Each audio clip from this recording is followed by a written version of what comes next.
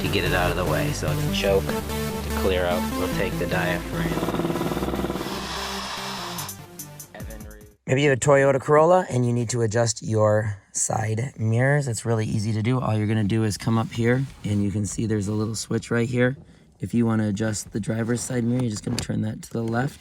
And then it's just like an Atari controller. So you just push it to the left or the right, up and down.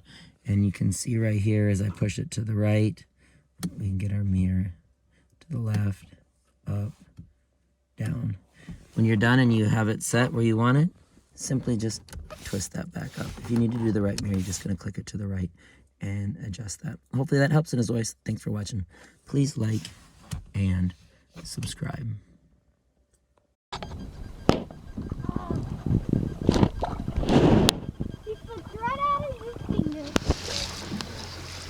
Don't get much closer than that, guys.